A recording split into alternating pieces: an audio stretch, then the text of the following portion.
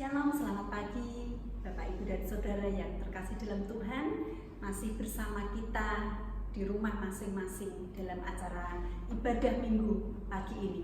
Bersamaan dengan hari Pentakosta, kita percaya bahwa Roh Kudus yang kita nanti-nantikan telah hadir dalam hidup kita. Dan kita semua sebagai orang yang percaya, kita menerimanya.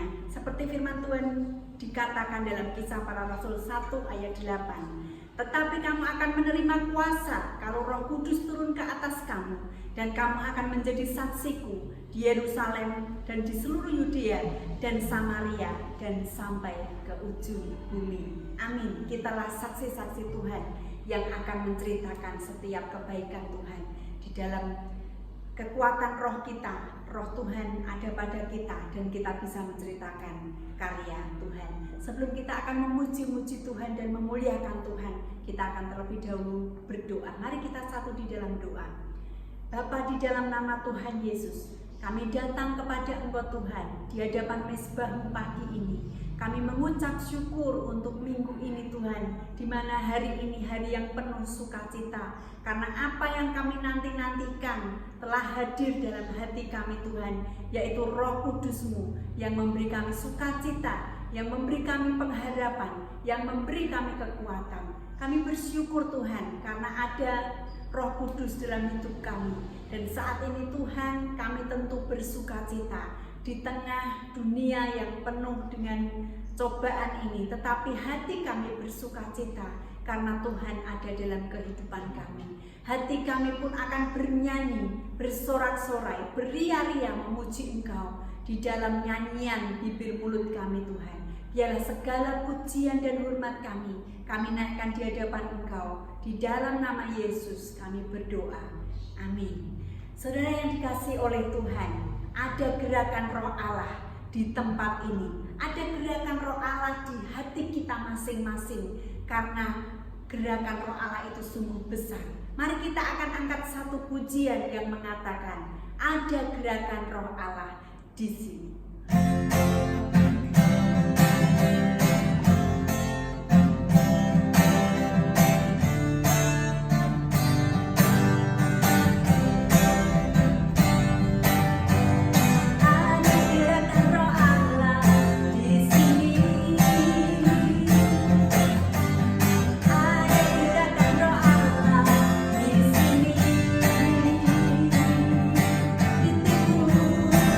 Ibadah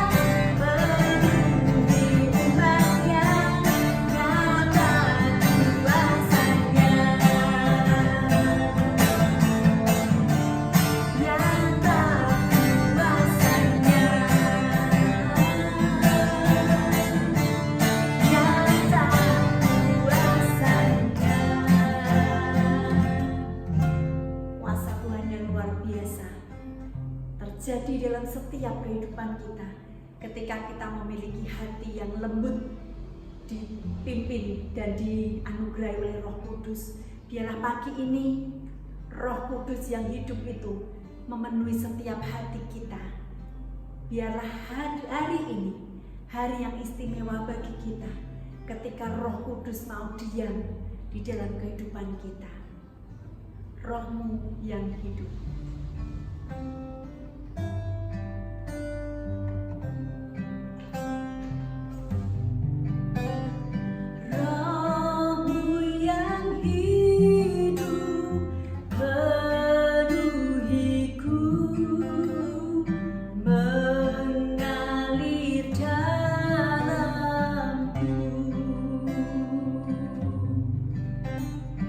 Jiwaku tenang bersamamu dalam naunganmu. Ku buka hati untuk jamahanmu, berserah penuh di hadiratmu. Kau ambil alih seluruh hidupku, di altarmu menyembahmu.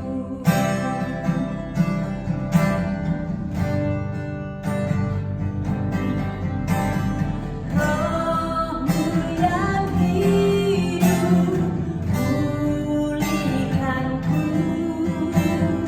Engkaulah damaiku. Ku hidup oleh anugerah-Mu yang menyertaiku,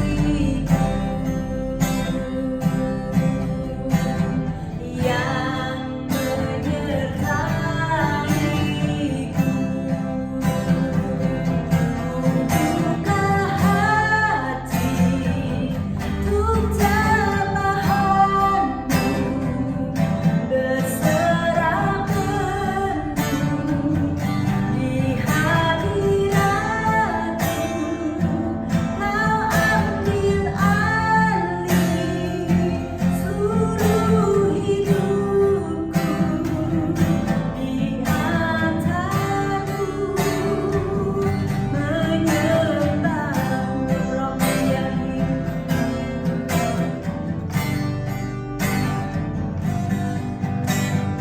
Roh-Mu yang kudus, pulihkanku.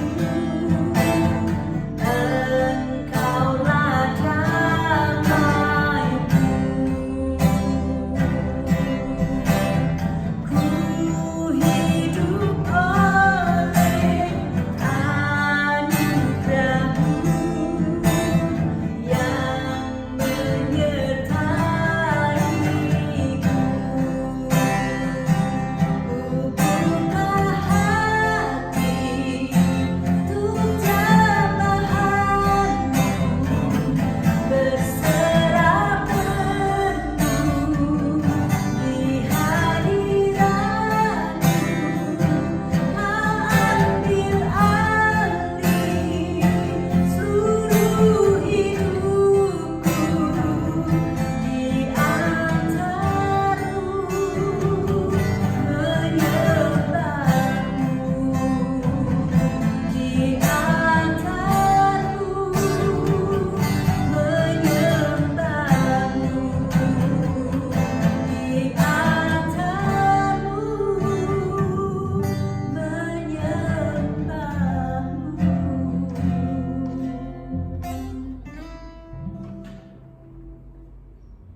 Selamat pagi, salam saudara yang kasih dalam Tuhan. Bersyukur sekali dan senang sekali hari ini menjumpai saudara semuanya, seluruh keluarga Salom.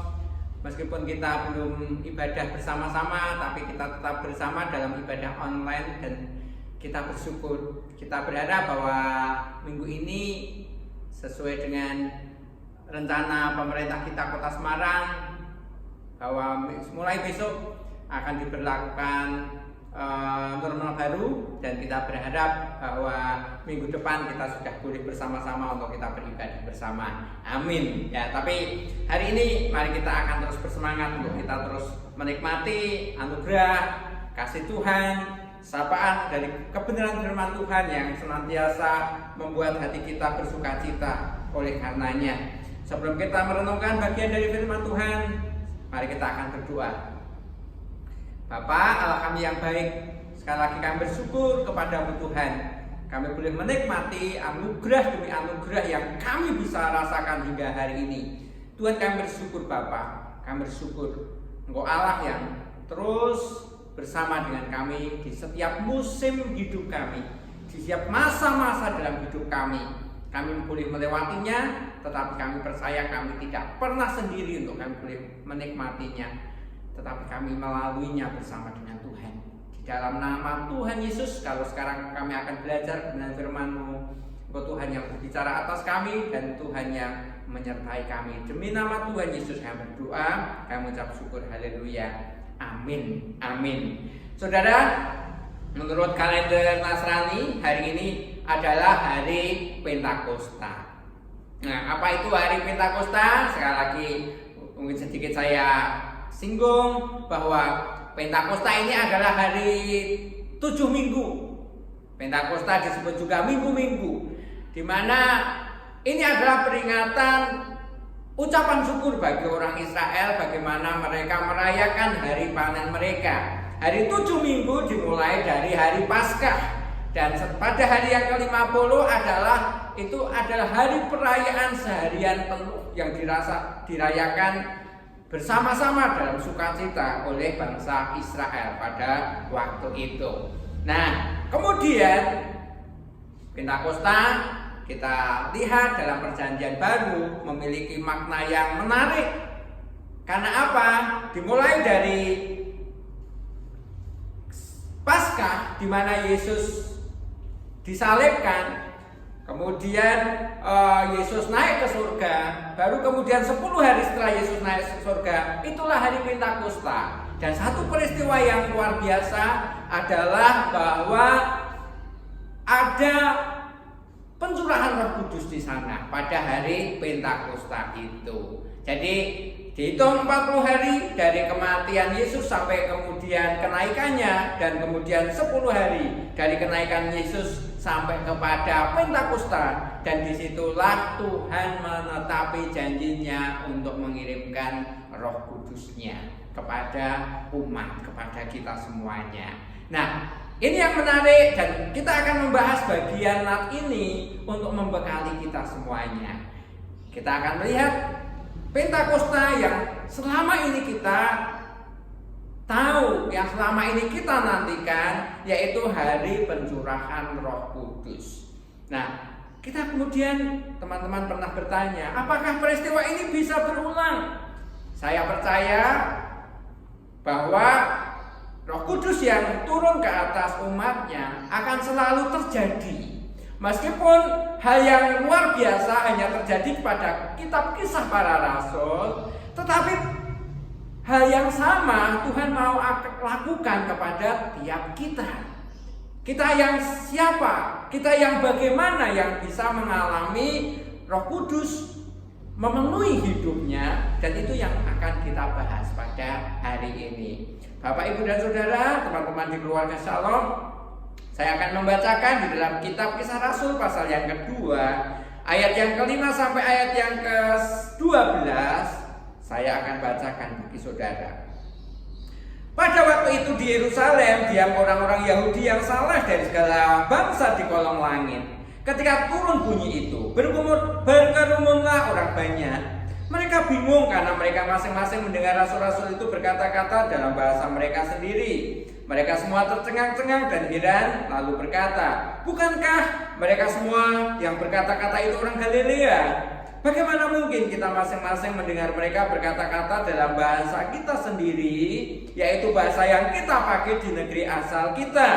Kita orang Partia, Media, Elam, penduduk Mesopotamia, Yudea, Kapadokia, Pontus dan Asia, Frigia dan Pamfilia, Mesir dan daerah-daerah Libya yang berkaitan dengan Kirene, pendatang-pendatang dari Roma. Baik orang Yahudi maupun penganut agama Yahudi, orang Kreta dan orang Arab. Kita mendengar mereka berkata-kata dalam bahasa kita sendiri tentang perbuatan-perbuatan besar yang dilakukan Allah. Mereka semua tercengang-cengang dan sangat termangu-mangu sambil berkata seorang kepada yang lain, apakah artinya ini?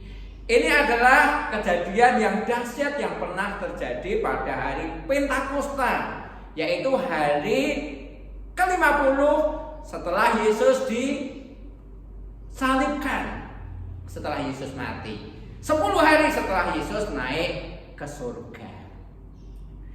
Bapak, Ibu dan Saudara, yang menarik adalah ada orang-orang yang mengalami pencurahan Roh Kudus yang luar biasa, dan ini adalah awal berdirinya gereja Tuhan di muka bumi ini. Kembali kepada apa yang kita bahas tadi. Apakah pencurahan Roh Kudus akan bisa berulang? Saya percaya itu pasti akan terjadi. Tetapi memang diperlukan orang-orang tertentu yang mengalami pencurahan kuasa Roh Kudus itu, yang mengalami kepenuhan Roh Kudus itu. Nah, ini yang akan kemudian menjadi petunjuk hidup kita. Bagaimana bahwa Pentakosta itu juga terjadi pada setiap kita di sini dan pada hari ini, pada zaman ini. Mencontoh dari kitab Kisah Rasul pasal yang kedua ayat 5 ayat sampai ayat 11 yang kita baca tadi, kita melihat 3 petunjuk bagaimana Pentakosta itu juga terjadi pada hidup kita pada hari ini. Yang pertama, Pentakosta itu terjadi pada siapa? Nah, kembali kepada apa yang dikatakan oleh Yesus ketika Yesus naik ke surga, yang minggu lalu kita membahas bersama. Ketika Yesus naik surga, Yesus berkata bahwa mereka harus menantikan. Ayat yang kitab Lukas pasal yang ke-24 ayat yang ke-49 berkata, dan aku akan mengirimkan kepadamu apa yang dijanjikan Bapakku, tetapi kamu harus tinggal di dalam kota ini sampai kamu diperlengkapi dengan kuasa dari tempat tinggi. Dan kemudian ayat 53 mereka dikatakan dalam firman Tuhan, mereka senantiasa berada dalam bait Allah dan memuliakan Allah. Jadi Pentakosta berawal dari janji Tuhan, bahwa janji Tuhan Yesus sendiri bahwa Tuhan akan mengirimkan Roh Kudus. Aku akan mengirim kepadamu apa yang dijanjikan oleh Bapa. Direspon oleh para murid, mereka senantiasa berada di dalam bait Allah dan memuliakan Allah. Ketika Tuhan berkata bahwa kamu jangan tinggalkan kota ini, kamu jangan tinggalkan bait suci ini, respon dari para murid adalah mereka ada di dalam bait suci. Mereka memuliakan Allah di sana. Pada kejadian Pentakosta di Kisah Rasul pasal 2 ayat yang pertama dikatakan, ketika tiba hari Pentakosta, semua orang percaya berkumpul di satu tempat, yang kemudian tiba-tiba turunlah dari langit suatu bunyi seperti tiupan angin keras yang memenuhi seluruh rumah di mana mereka duduk. Jadi Roh Kudus datang kepada siapa? Kepada orang yang merespon apa yang dikatakan oleh Tuhan, kepada orang yang menangkap apa yang disampaikan oleh Tuhan, baru kemudian punya kerinduan dari apa yang dikatakan oleh Tuhan itu, kemudian menanti-nantikan, yang artinya memang dengan tekun, dengan setia, merespon dengan kerinduan, merespon di dalam kehausan hatinya bahwa Allah akan memenuhkan apa yang pernah dijanjikannya. Apa itu? Datang penghibur, datang kuasa atas mereka semuanya. Mereka ada di dalam bait suci. Mereka menanti-nantikan dengan setia. Orang bisa menanti-nantikan dengan setia karena memang ada kerinduan yang dalam. Ada satu kehausan. Dan itu yang terjadi. Jadi Pentakosta terjadi pada waktu itu melanda orang-orang yang memang haus. Orang-orang yang rindu. Orang-orang yang merespon dengan hatinya apa yang dikatakan oleh Tuhan. Kebenarannya adalah juga bisa terjadi untuk kita semuanya. Percayalah bahwa hari ini Roh Kudus masih bekerja atas kita semuanya. Kita tetap teguh beriman karena kuasa Roh Kudus yang tinggal dalam hati kita. Tetapi sebenarnya Tuhan mau bekerja lebih daripada itu. Tuhan mau bekerja memenuhi kita semuanya. Sampai apa yang dikatakan oleh Tuhan, kalau kamu percaya kepadaku, kamu akan melakukan pekerjaan-pekerjaan yang aku lakukan. Bahkan lebih besar daripada itu. Sebab aku datang kepada Bapa. Apa maknanya ia datang kepada Bapa? Kemudian diteruskan, kalau ia datang kepada Bapa, ia kembali kepada Bapa. Roh Kudus itu akan turun ke atasmu. Roh Kudus itu akan bersama-sama dengan kamu. Dan maknanya apa? Itu memberi kuasa supaya kita bisa melakukan apa yang dilakukan oleh Tuhan. Bahkan pekerjaan yang lebih besar daripada itu. Yang artinya adalah kita semua bisa meneruskan apa yang menjadi misinya Tuhan. Untuk membawa kabar baik bagi dunia ini. Untuk terus sampaikan kuasa Allah kepada dunia ini. Kepada siapa? Tuhan mau genapkan janji-janji itu. Firman Tuhan berkata, kepada orang yang sanggup merespon dengan hatinya apa yang Tuhan katakan. Kepada orang yang dengan kerinduan menantikan apa sih sebenarnya yang Tuhan sedang maui hari-hari ini. Bapak, Ibu, dan Saudara, teman-teman keluarga Shalom, hari ini kita tidak bisa bersama-sama. Bahkan mungkin hampir 3 bulan ini kita tidak bisa bersama dalam sebuah ibadah raya, ibadah besar. Tapi kerinduan yang sama itu ada pada tiap-tiap kita. Untuk kita ini selalu ada di dalam sebuah kerinduan akan Tuhan. Kita akan terus-menerus melanjutkan apa yang menjadi misi Tuhan. Apa itu? Damai bagi dunia, kabar baik bagi dunia ini. Dan orang-orang mula-mula juga punya perasaan yang sama. Kerinduan yang dalam akan kuasa Allah. Untuk apa? Meneruskan pekerjaan yang Tuhan sudah lakukan. 3,5 tahun sudah Tuhan lakukan banyak perkara. Dan bagi murid-murid terlalu sayang kalau kemudian tidak ada yang melanjutkan karya itu. Saya mau berkata kepada saudara semuanya, terlalu sayang kalau kasih Tuhan hanya sampai kepada saudara. Terlalu sayang kalau kabar baik ini hanya kita simpan di dalam hati. Kita harus meneruskannya. Kita mungkin berkata, aku tidak mampu. Betul, kita tidak mampu dengan kekuatan kita. Tetapi firman Tuhan berkata, aku akan kirimkan Roh Kudus kepadamu. Dan orang-orang yang merespon dengan baik kata-kata Tuhan, punya kerinduan yang dalam untuk bisa mengalaminya, itu yang kemudian bisa mengalaminya.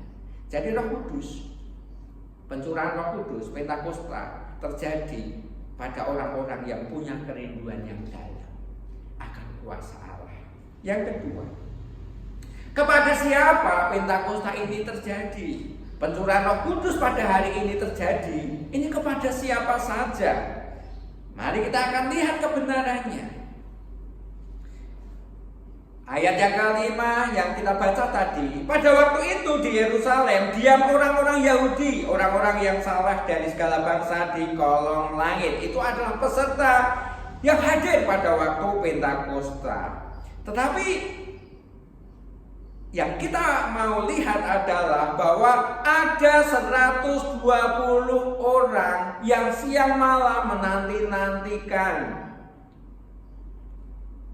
pemenuhan janji Bapa. Mereka ada di bait suci dalam penantian, dalam kerinduan.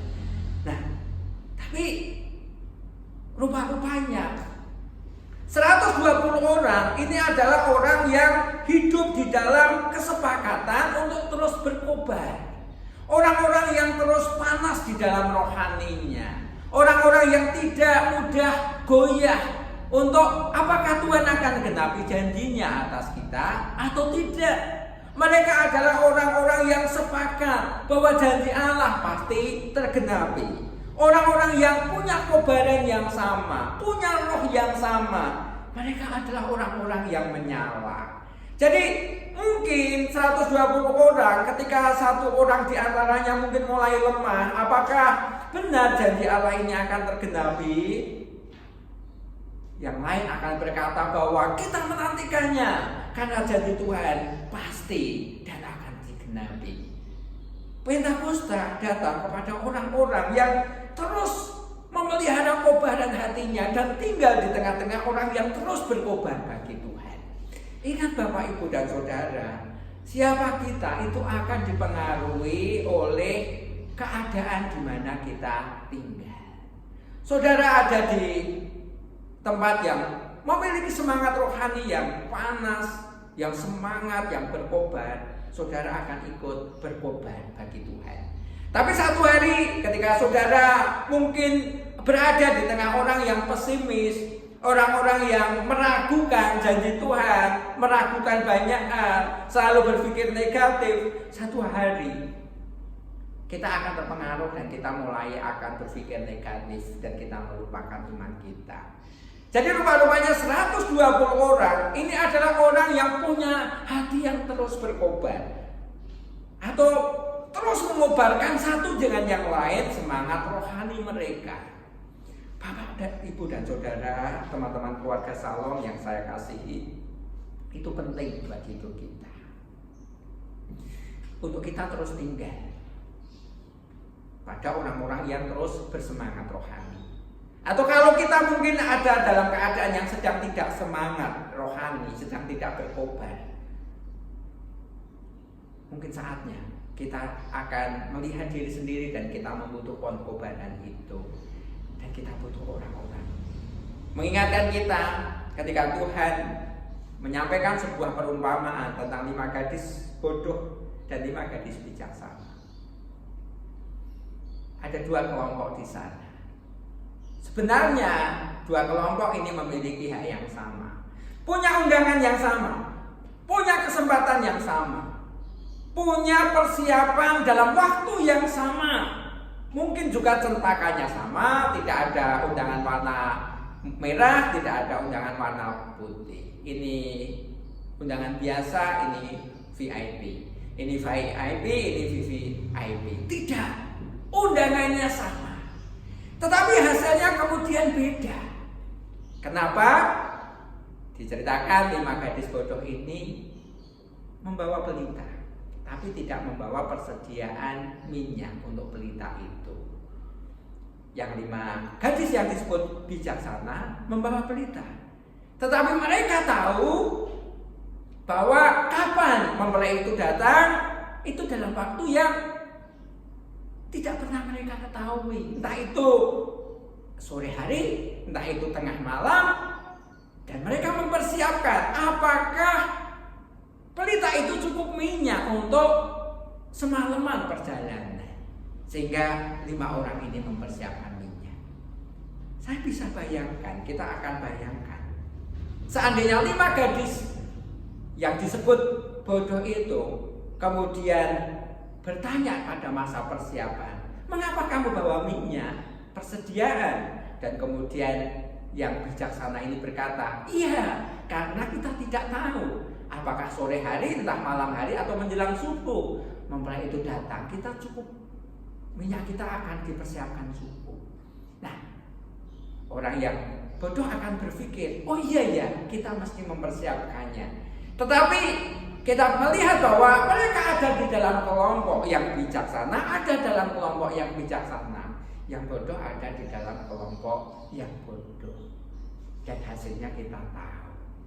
Yang bisa masuk ke dalam sebuah pesta, yang bisa menyambut mempelai itu adalah gadis-gadis yang disebut sebagai gadis bijaksana, yang mempersiapkan dengan baik, menggunakan waktu dengan baik, ada di kelompok yang saling mengingatkan, yang berkobar menyambut mempelai itu, yang antusias menyambut undangan itu. Bapak, Ibu, dan Saudara semuanya, undangan yang sama diberikan kepada kita semuanya. Kerajaan Allah mengundang kita untuk menjadi alatnya, untuk menjadi dutanya. Yang perlu kita tahu adalah bagaimana respon kita terhadap undangan itu. Ketika kita berkobar, semangat, antusias menyambut undangan itu untuk menjadi duta-duta Allah, kita tinggal di tengah-tengah orang yang berkobar, kita akan terus berkobar. Dan satu hari itu akan berbuah. Endingnya kita akan tahu, seperti ending yang dialami oleh gadis-gadis yang bijaksana, yang menyaksikan pesta, yang kemudian juga bisa menikmati pesta, bahkan bisa bersama-sama dengan mempelai itu di ruang pesta. Itu yang Tuhan mau. Bapak, Ibu, dan Saudara, kita butuh Roh Tuhan untuk kita bisa jalankan apa yang menjadi misinya Tuhan. Dan Roh Tuhan hanya datang kepada orang-orang yang antusias, yang senantiasa berkobar. Bagaimana orang-orang yang bisa berkobar, orang-orang yang bisa antusias itu adalah orang yang antusias, tetapi memang tinggal di tengah-tengah orang yang antusias. Bapak, Ibu, dan Saudara, mulailah hati-hati dengan kata-kata pesimis, kata-kata keraguan akan firman, meragukan karya Allah. Itu akan membuat hidup kita punya warna yang akan seperti itu, yang pesimis, yang mulai ragu. Kita akan terus kobarkan iman kita, dan kita akan terus ada di komunitas di mana kita ini adalah orang-orang yang semangat, kita ini adalah orang-orang yang berkobar. Satu hari ketika kita sedang tidak berkobar dan kita ada di tengah-tengah orang yang berkobar, yang bersemangat, yang antusias, yang optimis di dalam hidupnya akan Tuhan dan akan janji Tuhan, kita juga akan tersulut dengan semangat itu, dengan antusiasme itu. 120 orang yang mengalami Pentakosta yang kemudian membuat sejarah bagi dunia adalah orang-orang yang antusias, orang-orang yang berkobar bagi Tuhan, merespon apa yang dikatakan Tuhan, hatinya penuh syukur, hatinya penuh kerinduan, tapi juga api itu terus berkobar di dalam hatinya. Dan yang ketiga, Pentakosta ini akan datang kepada siapa? Mari kita akan lihat. Orang-orang yang ada di sana itu heran dengan orang yang mengalami Pentakosta itu, mengalami pencurahan Roh Kudus itu. Karena apa? Alkitab katakan, firman Tuhan katakan, kita ini orang Partia, kita Media, kita Elam, kita penduduk Mesopotamia, kita orang Yudea, Kapadokia, Pontus dan Asia, Frigia dan Pamfilia, Mesir dan daerah-daerah Libya yang berdekatan dengan Kirene, pendatang-pendatang dari Roma, baik orang Yahudi maupun penganut agama Yahudi, orang Kreta dan orang Arab. Kita mendengar mereka berkata-kata dalam bahasa kita sendiri tentang perbuatan besar yang dilakukan Allah. Jadi orang-orang mendengar bahwa murid-murid Tuhan yang 120 orang ini berbicara tentang karya Tuhan, perbuatan-perbuatan besar yang sudah dilakukan oleh Tuhan, perbuatan-perbuatan ajaib yang sudah dilakukan oleh Tuhan, sampai seluruh suku bangsa yang berkumpul pada waktu itu heran. Karena mereka mendengar dalam bahasa yang mereka bisa tangkap, orang-orang ini berkata-kata tentang perbuatan-perbuatan Tuhan. Bapak, Ibu, dan Saudara, penting buat hidup kita. Dunia akan heran, siapapun akan terberkati ketika mendengar orang-orang yang antusias untuk bercerita tentang perbuatan-perbuatan Tuhan, tentang karya Tuhan. Saya percaya Bapak, Ibu, dan Saudara mengalami hari ke hari keajaiban Tuhan di dalam hidup saudara. Saya percaya tidak ada satupun di antara saudara yang tidak pernah mengalami kasih Tuhan, sentuhan kasih Tuhan, atau perbuatan ajaib yang daripada Tuhan. Saya percaya saudara sering bersaksi tentang karya yang ajaib. Saya mau encourage kepada kita semuanya, teruskan. Ayo kita menjadi orang-orang yang terus bercerita tentang keajaiban-keajaiban Tuhan. Ayo kita bercerita tentang banyak keajaiban yang sedang Tuhan lakukan, sudah Tuhan lakukan, akan Tuhan lakukan sesuai dengan janji firman-Nya, akan terus Tuhan lakukan di dalam hidup saudara. Saudara terpelihara hari ini sampai dengan hari ini. Saudara bisa banyak bagi berkat bagi banyak orang sampai dengan hari ini. Dari tangan siapa? Tentu itu perbuatan-perbuatan ajaib daripada Tuhan. Mulai sekarang saya dorong saudara, katakan, ceritakan perbuatan-perbuatan ajaib Tuhan bagi orang lain. Orang lain akan mendengar dari apa yang saudara perbuat dengan tangan saudara, uluran tangan saudara. Tetapi orang-orang juga akan mendengar dari mulut saudara bahwa ini semuanya dari berkat Tuhan. Saya senang sekali ketika teman-teman selalu berkata Tuhan memberkati kepada pelanggan saudara. Dan itu sebuah kesaksian yang luar biasa. Ucapan mulut kita penuh dengan berkat. Sapaan saudara penuh dengan berkat. Mungkin kita mendengar banyak orang yang hidup dipenuhi dengan umpatan. Saya rindu kita semuanya adalah orang-orang yang penuh dengan berkat di dalam perkataan-perkataan kita. Dari mana berkat itu? Perbuatan-perbuatan Allah, karya Allah yang sudah dibuat di dalam hidup kita, yang sudah kita alami, yang sudah kita rasakan. Kita bagi, kita perkatakan, kita saksikan. Seluruh dunia pada waktu itu heran. Allah yang ajaib itu berkarya. Allah yang ajaib itu penuh kasih. Allah yang kuasa itu ternyata Allah yang terlibat. Allah yang disebut sebagai Allah yang maha besar itu ternyata bukan Allah yang hanya ada di atas sana, di atas singgasana tanpa karya, tetapi Allah yang peduli, Allah yang ada di sekeliling saudara. Siap menjangkau tanganmu ketika engkau tidak kuat. Siap menuntun langkah-langkahmu ketika saudara mulai lelah. Bahkan siap menggendong kamu ketika kamu sudah tidak bisa berjalan lagi. Itu Allah.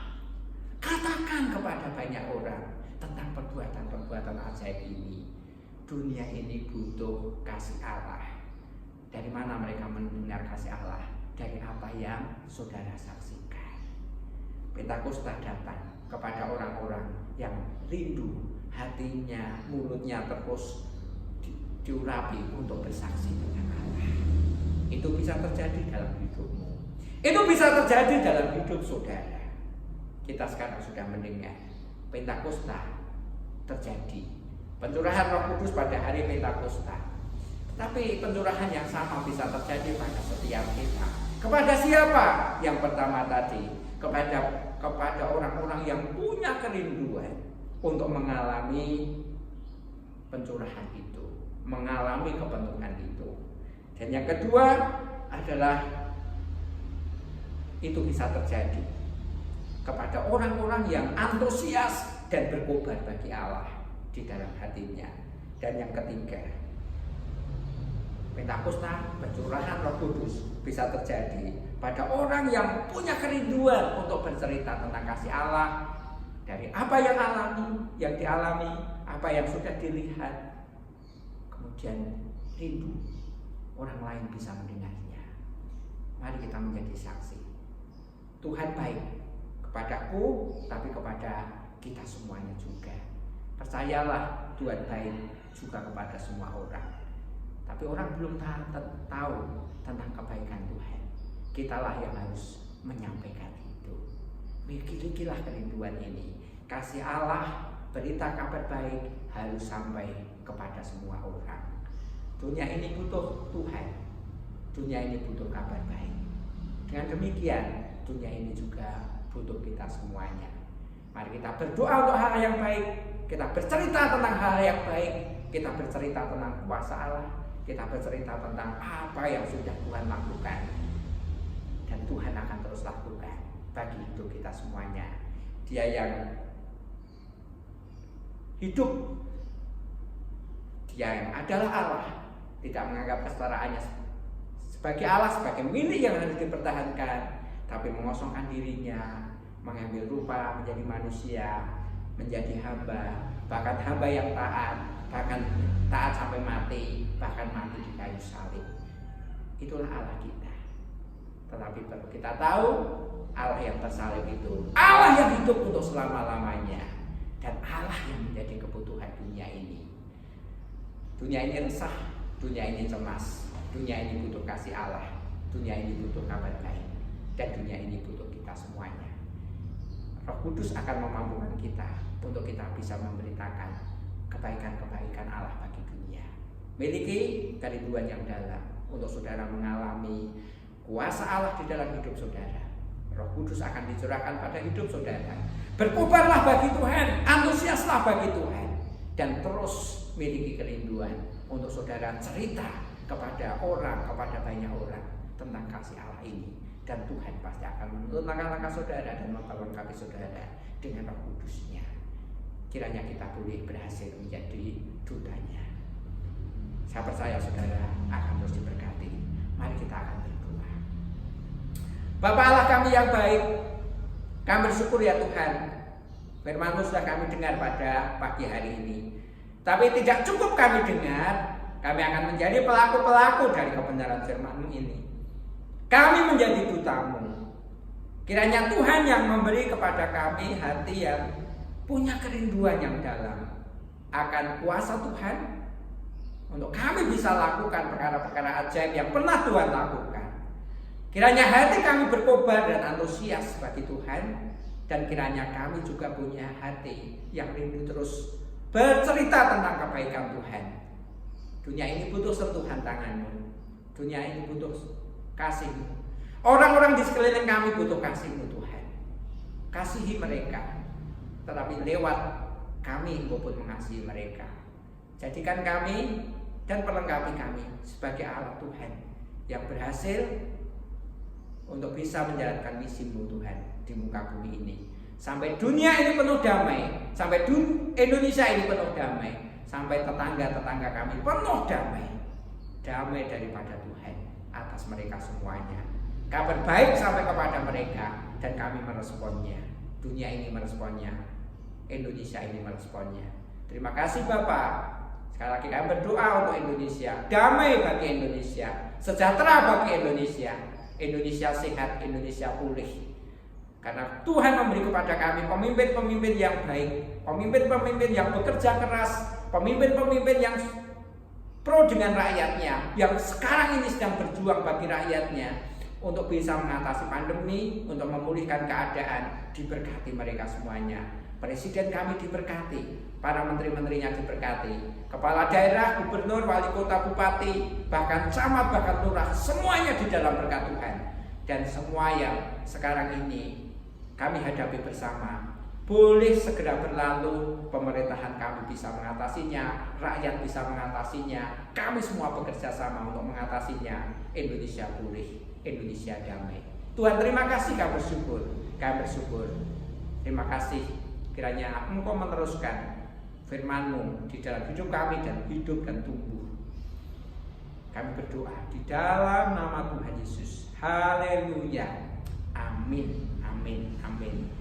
Tuhan memberkati, kiranya damai bagi saudara semuanya, dan saudara berhasil menjadi duta-duta Allah. Shalom.